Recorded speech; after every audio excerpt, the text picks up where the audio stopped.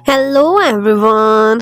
तो इस पार्ट के स्टार्ट में दिखाते हैं कि चियान और याओ दोनों शॉपिंग करके वापस आ गए हैं और अब वो दोनों ही अपने अपने कमरे में जाकर पैकिंग करने लगते हैं क्योंकि उनकी टीम बिल्डिंग एक्सरसाइज के लिए उनके पूरे ऑफिस समय तो उन्होंने कहीं आउटिंग के लिए जाना है। चियान ने भी सारी प्लानिंग की हुई थी। उसने वहां पर सिर्फ एक ही लग्जरी डिलक्स रूम बुक कराया था जो कि वहां पर पहुंचने वाले सबसे पहले मेंबर को मिलेगा। ऑफ कोर्स वो शॉर्टकट तलाश कर लेता है और उसने यही प्लान किया था कि वो और याओ वहां पर फर्स्ट जाएंगे, जबकि याओ उधर वो भी अपनी पैकिंग कर रही थी और उसने एक नाइटी भी खरीदी हुई थी जिसे देखते ही उसे पता नहीं क्या क्या सपने आने लगते हैं, लेकिन वो नाइटी छुपा लेती है। जैसे ही चियान उसके कमरे में कोई बात करने के लिए आता है पर चियान ने ये नाइटी देख ली थी। वो उसे देखते ही कहने लगता है कि मेरे से वेट नहीं होगा, मैं तो अभी इसमें तुम्हें देखना चाहता हूँ। पर ये सुनते ही याओ उसे वहां से भगा देती है और फिर नेक्स्ट डे का सीन दिखाते हैं। वो लोग एक हिल पॉइंट पर पहुंच जाते हैं जहां पर सारा ऑफिस काफी खुश दिखाई दे रहा था और फिर यहाँ पर अनाउंसमेंट की जाती है कि उन लोगों ने अपने होटल तक पहुंचना है और रास्ता वो लोग खुद ही तलाश करेंगे और पैदल पहुंचने की कोशिश करेंगे। जो सबसे पहले आएगा उसे डिलक्स रूम मिलेगा और जो सबसे लास्ट में आएगा उसे बाहर टेंट में सोना पड़ेगा। चियान याओ के कान में कह देता है कि तुम बस मेरे साथ साथ रहना, फिर देखना डिलक्स रूम हमारा ही होगा।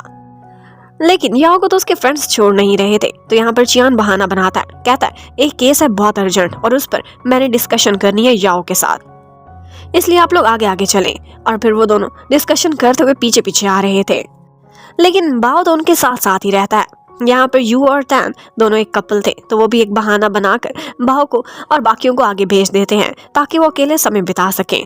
और फिर ऑफ कोर्स बाओ अकेला रह जाता है, जबकि रास्ते में चियान याओ का हाथ पकड़कर उसे शॉर्टकट से निकाल के ले जाता है। अब वो दोनों एक विशिंग ट्री के पास पहुंचते हैं जहाँ पर याओ विश मांगती है और चियान बस प्यार से उसे देखता है।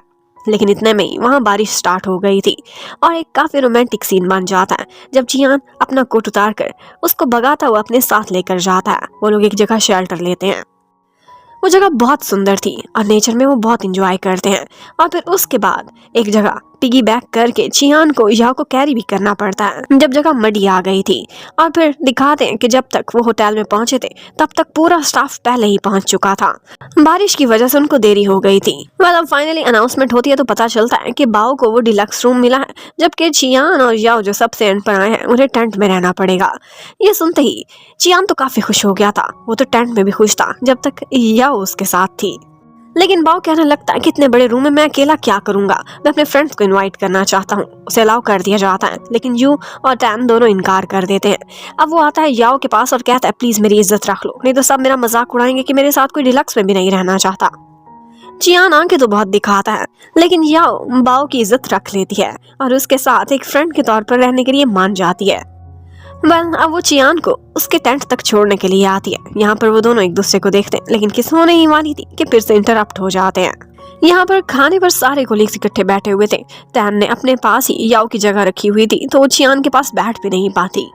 और फिर इतने में वो जोन भी वहां आ जाता है जिसने अपने साथ शी को भी लिया हुआ था। वो शी को सबसे इंट्रोडक्शन कराता है, लेकिन शी की ग्लोरी एक दफा खत्म हो गई थी। वो बहुत शाइनिंग लॉयर हुआ करती थी, लेकिन आजकल उसके पास ज्यादा केसेस नहीं होते थे। उसके पर्सनल इश्यूज की वजह से उसकी प्रोफेशनल लाइफ पर भी काफी इफेक्ट हुआ था। लेकिन यहाँ पर वो जो उन सबको यही इनकरेज करता है कि आप लोग शी को समझाए ना कि जूनहंग कितनी अच्छी फर्म है और ये भी हमें ज्वाइन कर ले। तो सारे कोलीग्स यहाँ पर शी को यही कहने लगते हैं कि आप हमारे साथ ज्वाइनिंग के बारे में सोचें, और शी भी सबको यही कहती है कि ऑफ कोर्स जरूर सोचूंगी।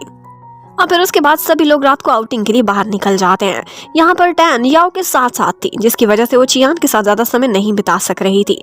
लेकिन याओ जिस भी स्टॉल पर उसके करीब भी जाती थी, उसका कुछ लेने का मन करता था, चियान को पता चल जाता था। वो अनाउंसमेंट करा देता था कि स्टॉल से खरीदने के पैसे बॉस पे करेंगे, और इस तरह से वो 3-4 आइटम्स अपने कोलीग्स को दिला देती है, जो कि ऑफ कोर्स याओ की वजह से मिली थी।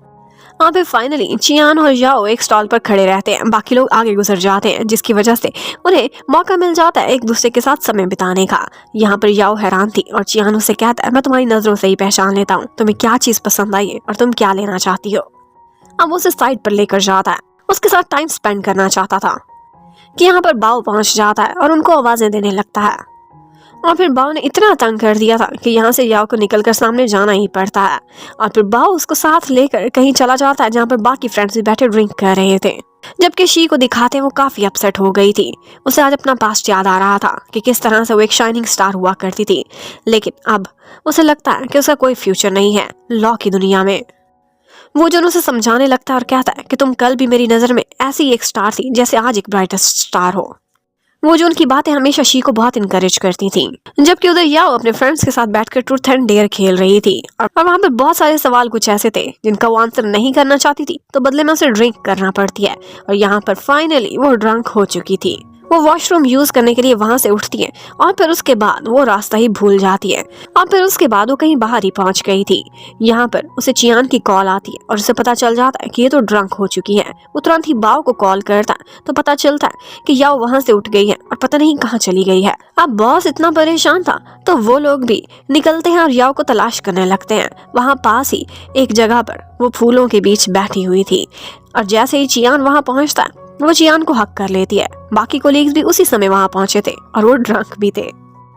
यहाँ पर याओ बार बार अपने बॉयफ्रेंड को किस करना चाहती थी और ये भी कहती है चियान आई लव यू। पहले तो चियान सोचता था मुकरने के बारे में, लेकिन अपना नाम इतना वाज़े उसके मुंह से जब सुनता है तो सबको कह देता है जो तुम देख रहे हो ठीक है, हम दोनों एक दूसरे से प्यार करते हैं, इसलिए close your eyes and turn around. अब वो लोग उसी के ऑर्डर्स को फॉलो करते हैं जब तक कि चियान और याओ वहां से चले नहीं जाते। अब चियान उसे कमरे में लेकर जाता है और जाकर बेड पर सुला देता है। उसे यही बोल के जाता है कि हमारी मुलाकात अब कल होगी, मैं तुम्हारा वेट करूंगा। और उसके बाद वो अपने टेंट में चला गया था।